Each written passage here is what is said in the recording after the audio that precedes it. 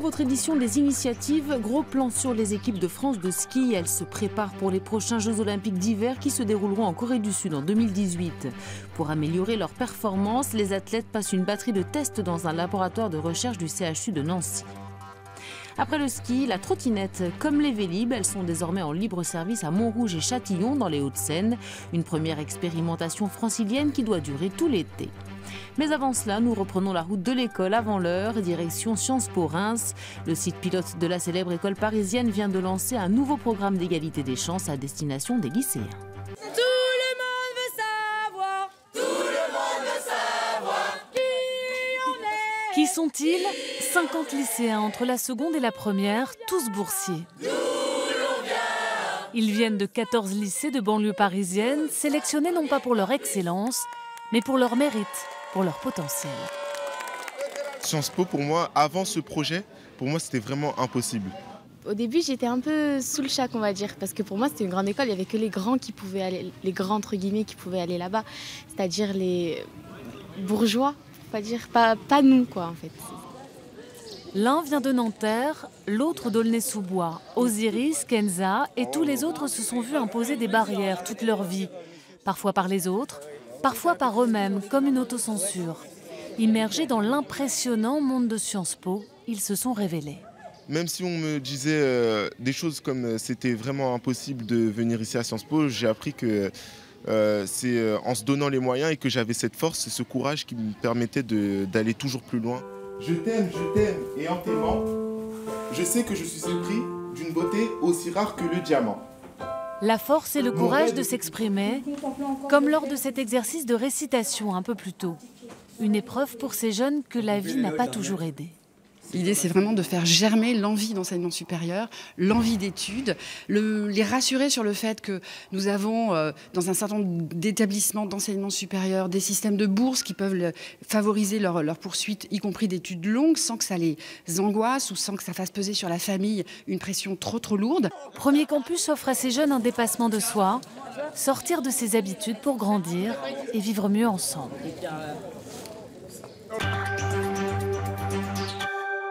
Comment faire pour que les facteurs ne soient plus attaqués par les chiens lors de leur tournée?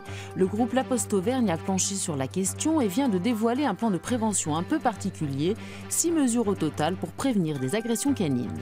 Tous les matins, c'est le même rituel. Avant chaque tournée, Guillaume Léan récupère le courrier à distribuer. Mais depuis peu, ce facteur de 32 ans retrouve des flyers un peu particuliers dans son casier. On a les papiers qui nous préviennent qu'il y a des chiens. Donc les titulaires des tournées préviennent les remplaçants comme moi qu'il faut faire attention aux chiens à cette adresse et on en a plusieurs dans le casier. Ces fiches de signalement rassurent le jeune homme car il a déjà été attaqué par un chien. Aujourd'hui, il préfère rester hors des domiciles.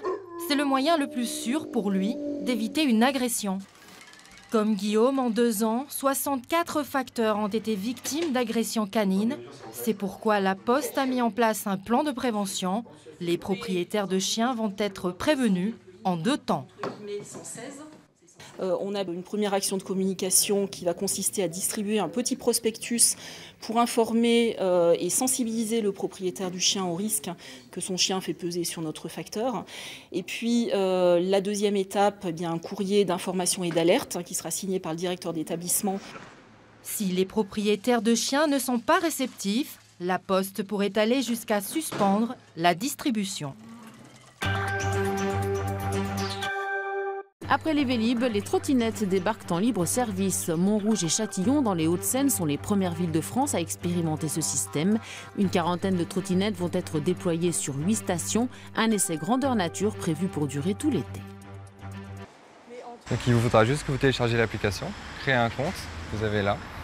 Et après, ce qu'on va faire, pour réserver une trottinette, on clique sur l'emplacement où on est.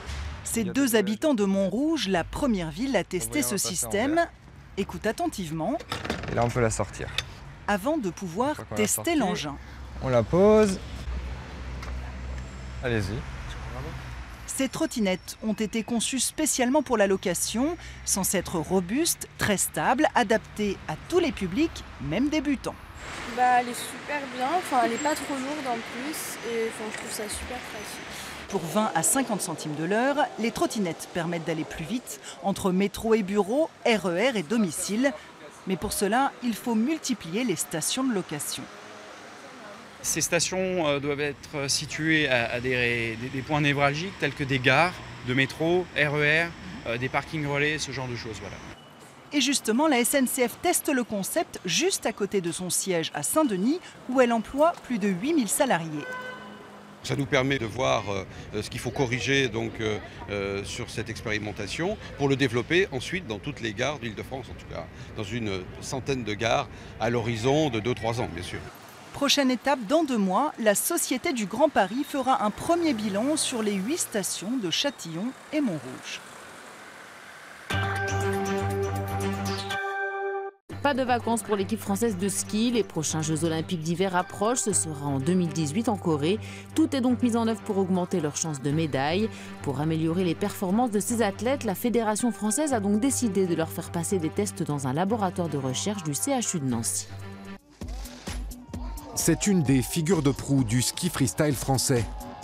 Champion du monde en 2009, 3 fois vainqueur de la Coupe du Monde et médaille de bronze au JO de Sochi, Kevin Rolland est une référence.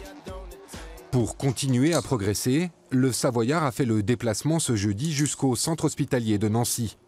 Dans ce laboratoire, sur cette plateforme unique en France, on va tester la qualité de son équilibre. Pour réguler son équilibre, on a besoin de différentes informations, on a besoin d'une bonne oreille interne, on a besoin de la vision, on a besoin de la sensibilité du corps. L'intérêt de ces outils, c'est de déterminer le poids de chacune de ces entrées sensorielles dans la réponse motrice qu'il donne.